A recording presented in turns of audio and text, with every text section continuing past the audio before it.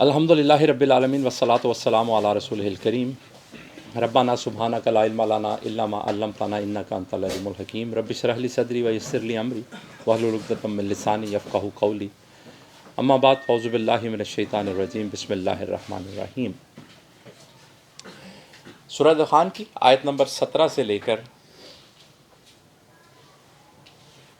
32 तक हमने पढ़ा है, जिसमें हमने कौम फ़िरौन का तज़किरा पढ़ा है, इस एतबार से कि इक़्तिदार और ताकत के नशे में चूर होकर उन्होंने अल्लाह के अहकामात की सरकशी की और अल्लाह के भेजे हुए रसूल करीम हज़रत मूसा अलैहिस्सलाम की नाफरमानी की, जिसके नतीजे में अल्लाह की तरफ से उनकी पकड़ हुई और उन्हें समंदर में गर्क कर दिया गया। और फिर उसके बाद अल्लाह ने वो जो सारे असासाजात जो अल्लाह ने उन्हें अता कर रखे थे वो इस दुनिया में ही बाकी रह गए। अल्लाह ने दूसरी कौमों को उनका वारिस बना दिया और ऐसी बर्बादी पर ना ज़मीन रोता है, ना ज़मीन रोती है, ना आसमान रोता है और ना ही मोहलत दी जाती है। बनी इसराइल को ये जो नजात अता हुई ये अल्लाह की तरफ से अता हुई है और अल्लाह ने उन्हें जहान वालों पर चुन लिया। तो हमने ये बात समझी कि जो भी नेमत अता होती है ये अल्लाह की तरफ से बतौर आजमाइश अता होती है। हमारा इसमें कोई कमाल नहीं। हमें वो नेमत अता इसलिए हुई कि हम उसके अता होने पर शुक्र कैसे करते हैं और उस नेमत का हक़ कैसे अदा करते हैं। और अगर हम ख़राबी का शिकार हो जाएं तो अल्लाह ना सिर्फ वो नेमत वापस ले लेते हैं बल्कि सज़ा भी देते हैं और फिर वो नेमत किसी और को अता हो जाती है। यहाँ पर एक ख़ास नेमत का तज़किरा हो रहा है और वो नेमत है जहान वालों पर इक़्तिदार। यानी ये अल्लाह की तरफ से जो मामूर लोग हैं, ये ज़िम्मेदारियाँ अल्लाह की तरफ से जिन लोगों पर आयद होती हैं कि ये लोग अल्लाह के अहकामात को इस ज़मीन पर अल्लाह के नाइब के तौर पर नाफिज करेंगे। तो हमने ये सारी तफसील पढ़ी और फिर ये बात समझी कि आज अगर हम मुसलमान दुनिया में ख़राबी का शिकार हैं, रुसवाई का शिकार हैं, तो उसकी वजह हमारे अपने आमाल हैं। तो हमें अल्लाह की तरफ रजू करना है, अल्लाह से माफ़ी भी मांगनी है, तौबा भी करनी है और जिन ख़राबियों का हम शिकार हैं, जिस वजह से हम पर ये सज़ा मुसल्लत है, उन ख़राबियों को भी ख़ुद से दूर करना है और अपने आप को उन तरीक़ों पर चलाना है जिसका हुक्म अल्लाह ने अपने प्यारे नबी करीम सल्लल्लाहु अलैहि वसल्लम के तवस्सुत से इस कुरान में हमें अता किए हैं। अब यहाँ से हम आयत नंबर 33 से 37 तक मज़ीद पढ़ते हैं आज के सबक में इंशाअल्लाह ताला, जिसमें इस बात का तज़किरा है कि जो लोग सरकशी का शिकार होते हैं अमूमन उसके पीछे जो नफ्सियात कार फरमा होती है वो ये होती है कि उन्हें दोबारा ज़िंदा किए जाने और हिसाब लिए जाने पर यकीन नहीं होता। इस वजह से वो ख़राब, और ये उनमें ये ज़हन में दिल में ये ख़याल कहाँ से आता है, ये शैतान के ऐसे वसवसे होते हैं जो उन्हें ख़राबियों की तरफ माइल करता है। जिस इंसान को हिसाब का पता हो, जैसे मैं मिसाल दिया करता हूँ कि हमें पता हो, तालिब इल्म को पता हो कि मैंने जो मर्ज़ी पूरा साल करूँ, मुझे इम्तहानात में पास करके अगली क्लास में प्रमोट कर दिया जाएगा, तो अच्छा भला लाइक बच्चा भी तालीम की तरफ तवज्जो नहीं देगा, पढ़ने की तरफ, सीखने की तरफ, अमल करने की तरफ तवज्जो नहीं देगा। लेकिन जब तवज्जो इस तरफ हो, ये यकीन हो, पता हो कि हिसाब लिया जाना है, इम्तहान लिया जाना है और पास फेल की बुनियाद पर तरक्की मिलेगी, तो फिर मेहनत की जाए, तवज्जो होती है। ये एक फितरी अमल है। तो हम जो ख़राबियों का शिकार होते हैं, हम मुसलमान होने के नाते से भी,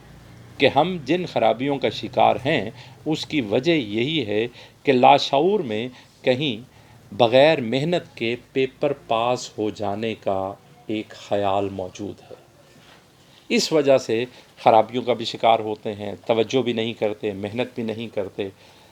कुछ दिन पहले भी भाइयों से बात हो रही थी तो मैं अर्ज़ कर रहा था कि وہ پھر آ جا کے ہمارے گفتگو بحث اسی نقطے پہ گھومتی ہے کہ اللہ غفور الرحیم ہے، ہم جو مرضی کریں اللہ غفور معاف کر دے گا۔ تو یہ جو آیتیں آج بھی ہم نے پڑھی ہیں، یہ بھی سارے وہی لوگ تھے کہ جنہیں کوئی فکر نہیں تھی، ان کے جو مرضی کریں ہم، اور ہم تو ویسی نسبت کا دعویٰ بھی نہیں کرتے جیسی نسبت کا دعویٰ ان لوگوں کا ہے جن کی بربادی کا تذکرہ ابھی ہم پڑھ رہے کہ جنہیں اولاد انبیاء ہونے کا دعویٰ ہے کہ جی ہم تو اولاد انبیاء ہیں، ہمیں نہیں چھوئے گی دوزخ کی آگ مگر چند دن۔ اللہ فرماتے ہیں کہ یہ کہیں سے لکھوا لائے ہیں، کس بنیاد پہ یہ بات کریں؟ تو جو اللہ کا نافرمان ہے، جو اللہ کی نافرمانی کرتا ہے، سرکشی کرتا ہے، سمجھ بوجھ کے باوجود اللہ کی بات نہیں مانتا ہے، وہ خرابی اور بربادی کا شکار ہوگا۔ ہاں، جس سے بھول چوک ہو جاتی ہے، غلطی ہو جاتی ہے، وہ توبہ کر لیتا ہے، معافی مانگ لیتا ہے، پلٹ آتا ہے، تو اللہ کو معافی مانگنا بہت پسند ہے، اور جو معافی مانگتا ہے اللہ اسے معافی عطا کرتے ہیں۔ تو جو معافی مانگتا ہے وہ اس لیے معافی نہیں مانگتا کہ اس کے دل میں یہ خیال ہو وہ ایس گل دی تے معافی منگو نا اگو پھر کوئی کرے، تو وہ معافی نہیں ہوتی، کہ اللہ تو دلوں کے بھید بھی جانتے ہیں کہ یہ معافی جان چھڑانے کے لیے مانگ رہا ہے یا اصلاح کے لیے مانگ رہا ہے۔ تو اللہ کریم ہم سب کو یہ توفیق عطا فرمائیں کہ ہم اپنی خود احتسابی کر سکیں، قرآن کی ان آیتوں کے پیغام کو سمجھ سکیں، ان کو اپنا سکیں، ان کو اپنی زندگیوں کے لیے مشعل راہ بنائیں، اور اللہ سے مدد مانگتے ہوئے اللہ کے دیے ہوئے ضابطہ حیات پر عمل شروع کر دیں۔ یہی کامیابی کا راستہ ہے۔ آیت نمبر 33 سے شروع کرتے ہیں کہ اللہ کریم پر ارشاد فرماتے ہیں، اعوذ باللہ من الشیطان الرجیم، بسم اللہ الرحمن الرحیم، وَآتَيْنَاهُم مِّنَ الْآيَاتِ مَا فِيهِ بَلَاءٌ مُّبِينٌ۔ اور آتَيْنَاهُم، آتا دی نا ہم نے، ہم انہیں، من الآیاتی نشانیوں میں سے، ہم نے انہیں نشانیوں میں سے نشانیاں دی، ما فیہ بلاء مبین، ما جو فی میں ہی اس بلا آزمائش، مبین کھلی۔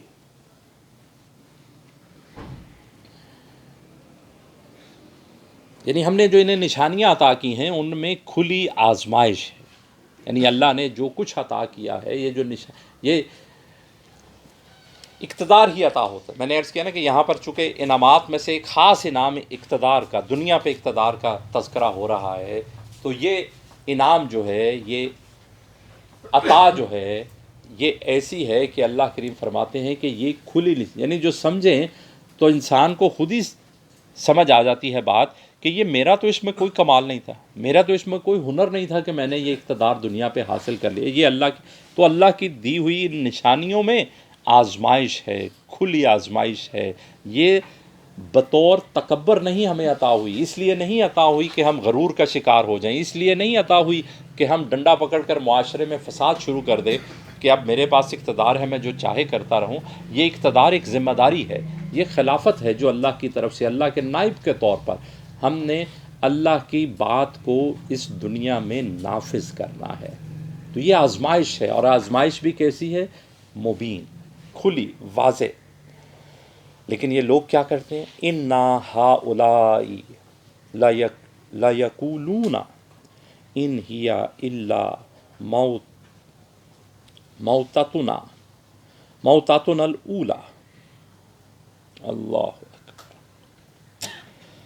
اللہ اکبر۔ اِنَّا، بے شک، ہَؤُلَاء، یہ وہ لوگ ہیں، لَیَقُولُونَ،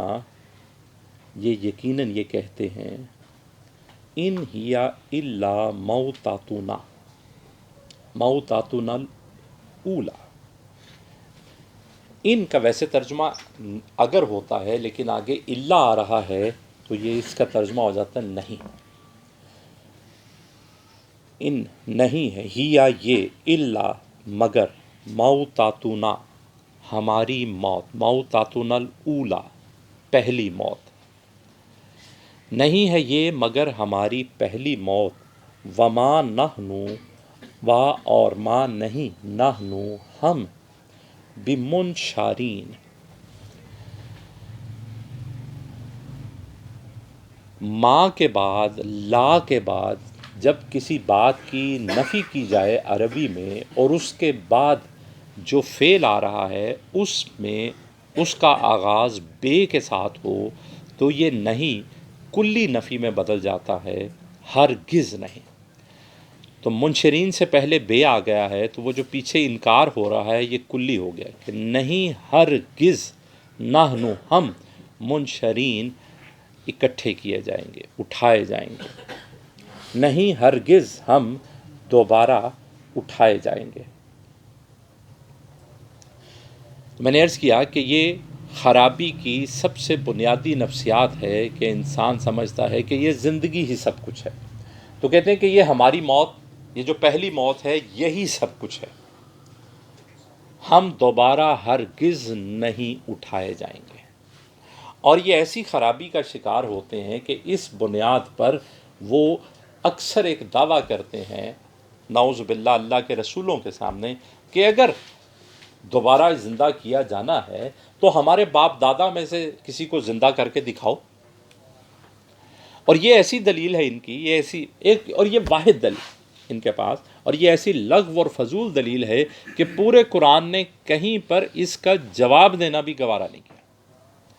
کہ یہ ایسی بات ہے کہ جس کی کوئی حیثیت اور وقت نہیں، کہ بے شمار نشانیاں اللہ نے بتائی ہیں کہ جو ہم پیچھے بھی پڑھ کے آئے کہ اللہ کریم فرماتا ہے کہ تمہارے سامنے ہے کہ ایک مردہ شہر، مردہ بستی، مردہ زمین، ایسی بنجر زمین جس میں کوئی امکان نہیں ہے فصل پیدا ہونے کے، اللہ کی طرف سے اس پر ایسی بارش نازل کی جاتی ہے کہ وہ لہلہانے لگتی ہے، اس پہ کھیت اور فصل لہلہانے لگتے ہیں۔ یہ تمہارے سامنے ہوتے ہیں واقعہ کہ ایک مردہ زمین کو اللہ نے اس کے مر جانے کے بعد، ختم ہو جانے کے بعد دوبارہ زندہ کر دیا، اور ساتھ ہی یہ تذکرہ آتا ہے کہ اسی طرح اللہ تمہیں دوبارہ زندہ کرے گا۔ دوسری بات، قرآن نے اس بات کو بہت جگہوں پہ دہرایا کہ پہلی دفعہ پیدا کیا جانا تو کام ہو سکتا ہے، دوسری دفعہ پیدا کیا جانا تو کوئی بات ہی نہیں۔ یعنی کسی چیز کو پہلی دفعہ تخلیق کرنا ایک مارکا ہے، بڑی بات ہے کہ آپ کو اس کے لیے کچھ چاہیے، محنت چاہیے، سکلز چاہیے کہ آپ نے تخلیق کر دیا۔ تو جو خالق کائنات ہے، خالق مطلق ہے، جس نے ہر چیز کو تخلیق کیا ہے اور اتنی کامل قدرت کے ساتھ کیا ہے کہ صرف کن کہا اور وہ ہو گئے، تو اس کے لیے دوبارہ تخلیق کرنا کچھ، یہ ایک سیدھی سی عقل کے سادہ سے پیمانے پر بھی پوری آنے والی بات ہے۔ تو پھر اگر کوئی یہ بات کہے کہ میں تب مانوں گا کہ میرے والے بابے کو زمین سے دوبارہ زندہ کر کے دکھاؤ تو مانوں گا، تو یہ ایک کم عقلی کی بات ہے جس کا جواب بھی دینا مناسب نہیں۔ اللہ کریم ارشاد فرماتے ہیں بسم اللہ الرحمن الرحیم، فاتو بآبائنا، یعنی یہ وہ جو پیچھے ہم نے پڑھا لیقولون، اس کی کنٹینیوٹی ہے کہ وہ ضرور کہیں گے کہ نہیں ہے یہ مگر ہماری پہلی موت، یعنی یہ پہلی موت ہی سب کچھ ہے اور ہمیں ہرگز دوبارہ زندہ نہیں کیا جائے گا۔ فاتو بآبائنا ان کنتم صادقین، فاتو پس لے آؤ، بآبائنا ہمارے باپ دادا کو، ان اگر تم ہو صادقین سچے، اگر تم اپنے دعوے میں سچے ہو کہ دوبارہ زندہ کیا جائے گا، دوبارہ اٹھایا جائے گا، تو ہمارے باپ دادا کو لے آؤ۔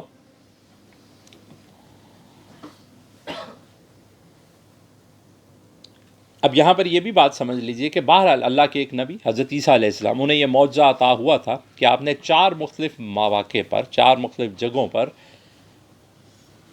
مردوں کو زندہ کیا تھا۔ وہ جو حضرت عیسیٰ علیہ السلام کا جو معجزے بیان کیے جاتے ہیں، بیمار کو شفا دینا، مادرزاد اندھے کو بینائی عطا ہو جانا، اور مردوں کو زندہ کیا جانا، تو یہ جو مردوں کو زندہ کیا جانا ہم بچپن سے جو پڑھتے آ رہے ہیں تو ہمارے ذہن میں بھی ایک خیال آتا ہے کہ آپ یہ کام اکثر کیا کرتے تھے، تو یہ اکثر نہیں تھا، 4 مواقع پر یہ بات ہوئی تھی، اور جس کو زندہ کیا تھا وہ قم باذن اللہ،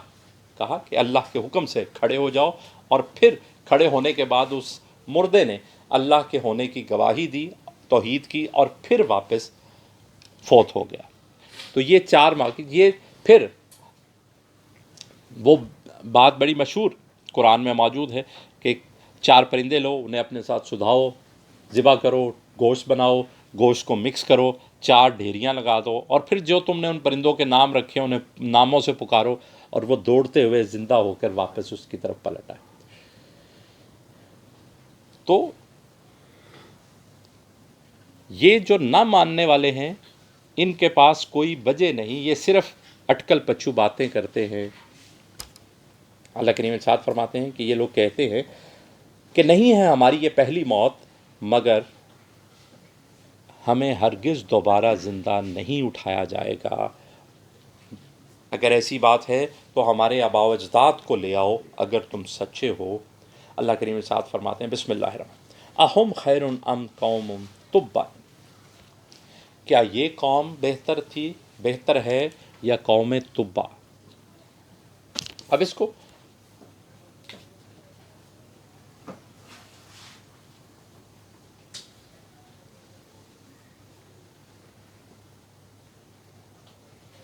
कुछ लोगों ने तबाबा लिखा है, कुछ लोगों ने यही तर्जुमा किया है। कुछ लोगों का ख्याल है कि ये कौम सबा का तज़किरा है, जो हम सूरह सबा में पढ़ कर आए, वो बिल्कीस की कौम, जो वो हज़रत सुलेमान का लश्कर जब चला तो फिर हुदहुद एक रोज़ गायब हुआ, पूछा कहाँ है, तो फिर हुदहुद आया, उसने कहा कि मैं एक ख़बर लेकर आया हूँ मुल्क सबा की, जहाँ पर ऐसे ऐसे कमालात मौजूद हैं। अल्लाह अकबर। तो कुछ लोगों का ख्याल है कि ये जो तुब्बा या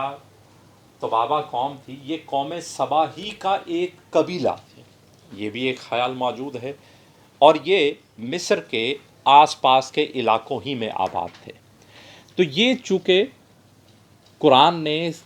सबसे ज़्यादा वसाइल और कमालात की मालिक जिस कौम का तज़किरा किया है वो कौम सबा है, इसलिए अक्सर मुफस्सिरीन ने यहाँ पर कौम तुब्बा से मुराद कौम सबा लिया है, इसलिए कि यहाँ पर अल्लाह करीम मवाजना कर रहे हैं कि ये जो कुरैश जो बातें कर रहे हैं, ये जो सरकशियाँ कर रहे हैं, क्या ये ज़्यादा ताकतवर है या वो कौम तुब्बा। अगर वो बर्बाद हो गई थी तो इनकी क्या हैसियत और औकात है।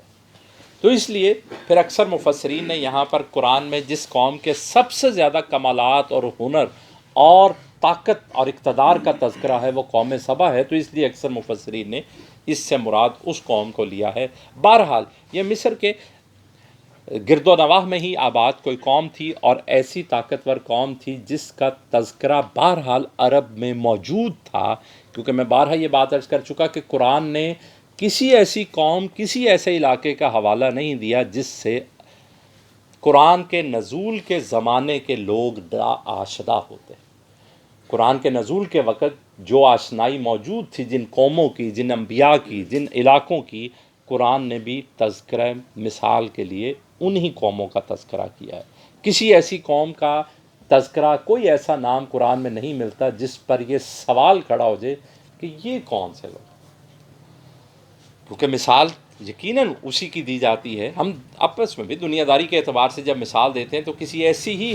चीज़ का हवाला दिया जाता है जिससे सुनने वाला आशना होता है, जो वो बात को हवाला मौजूद होता है उसके ज़हन में। तो अल्लाह करीम इरशाद फरमाते हैं कि अलिफ, क्या, हुम, ये लोग खैरुन बेहतर हैं, अम, और बेहतर से मुराद यहाँ ताकत और कमालात के एतबार से, अम या कौम तुब्बा, क्या ये बेहतर हैं, ये ताकतवर हैं ज़्यादा, ये कमाल रखते हैं, या कौम तुब्बा। वल्लज़ीन मिन क़ब्लिहिम, और वो लोग जो उनसे पहले थे, कौम आद, कौम समूद, जिन्होंने पहाड़ों के अंदर महल बना लिए थे, यानी बाहर से वो चीज़ पहाड़ है लेकिन किसी एक छोटे से दरवाजे से अंदर दाखिल हों तो अंदर एक अलग दुनिया आबाद होती थी, पूरे पूरे महल थे, जिनको ये दावा था कि कभी आंधी तूफ़ान सैलाब भी आया तो हम यहाँ अंदर आ जाएंगे, हमें किसी ने ये हवा बारिश भी हमारा नुकसान नहीं कर सकती। तो एक चीख ने वो जहाँ मौजूद थे उधर ही मार, एक ऐसी चीख, एक ऐसी सरसराहट आई, थरथराहट आई कि वो وہیں پر ساری کی ساری قوم برباد ہو. تو اللہ فرماتے ہیں کیا یہ لوگ بہتر ہیں یا قوم تبع یا وہ لوگ جو ان سے پہلے تھے؟ اہلکناہم، انجام ساروں کا کیا ہے؟ اہلکناہم، ہم نے سب کو ہلاک کر دیا. وجہ ان کی سرکشی، اللہ کی نافرمانی، اللہ کے بھیجے ہوئے رسولوں کی نافرمانی. انہم کانوا مجرمین، یقیناً وہ سب مجرم تھے. اور جرم ان کا کیا تھا؟ اللہ کی احکامات سے سرکشی کرنا، اللہ کے بھیجے ہوئے رسولوں، اللہ کے بھیجے ہوئے پیغام کی نافرمانی کرنا. اللہ کے نزدیک جرم صرف یہ. بے شک یہی اوپر حضرت موسیٰ علیہ السلام نے بھی دعا کی تھی نا کہ اے اللہ یہ لوگ قوم مجرمین ہیں، تو اللہ کی طرف سے ان پر عذاب آیا. تو یہاں پر اللہ کہتے ہیں کہ کیا یہ لوگ، یہ جو قریش یہ جو دعوے کر رہے ہیں، حرکتیں کر رہے ہیں، کیا یہ لوگ زیادہ طاقتور ہیں یا قوم تبع یا وہ لوگ جو ان سے پہلے گزر چکے؟ ہم نے سب کو ہلاک کر دیا اس وجہ سے کہ یقیناً وہ سب مجرم تھے. انہم کانوا مجرمین. صدق اللہ العظیم. یہیں سے یہ کنٹینیوٹی رہے گی کہ اب وہ لوگ جو آخرت کی زندگی پر یقین نہیں رکھتے، دوبارہ زندہ کیے جانے پر، حساب لیے جانے پر یقین نہیں رکھتے، ان کی گفتگو ہے. اور وہ لوگ جو آخرت پر یقین رکھتے ہیں اور اس کی تیاری کرتے ہیں، ان لوگوں کا تذکرہ چلے گا موازنے کے طور پر. ساری باتیں انشاءاللہ اگلے سبق میں پڑھیں گے ہم. وآخر دعوانا ان الحمد للہ رب العالمین.